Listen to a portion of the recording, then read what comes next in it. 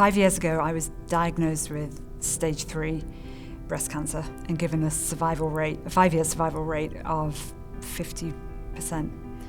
And I feel I've beaten those odds because I'm sitting here today. I'm lucky enough to be sitting here today. If I hadn't found that lump, I wouldn't be here today. I made a commitment to my kids. I remember when I was diagnosed thinking I just want to be around long enough for them to get through elementary school. Because after that, I'm sorry. Once they're through elementary school, they'll remember me, if anything happens. And I know I'm not out of the woods. The cancer I had, I was told we will deal with this cancer now. You're at most risk of something else coming back. So I know that that's there for life, but I'm still here. And I wanted to see my kids through elementary school. One is now in middle school and one is in 6th grade, so he'll be done this year as well. And so I want that. I want everybody to be able to have that.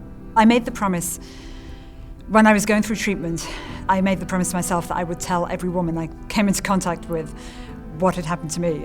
So every time I went for a test or some kind of treatment at the hospital, the nurses and technicians tend to be younger, and generally the first comment to me was, "Oh, you're so young." I always joked that I never felt so young and so healthy till I got sick.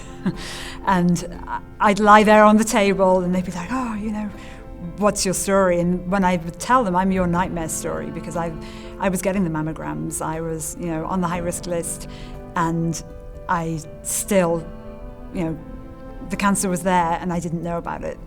And if I hadn't found the lump, then I wouldn't be here today to tell my story. And I did at first when I was bald, and it was pretty obvious. And then my life, life goes on.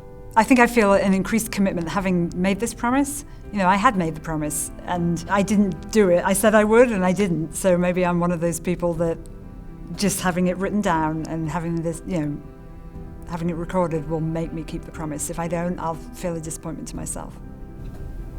I will share my story so others can be survivors too.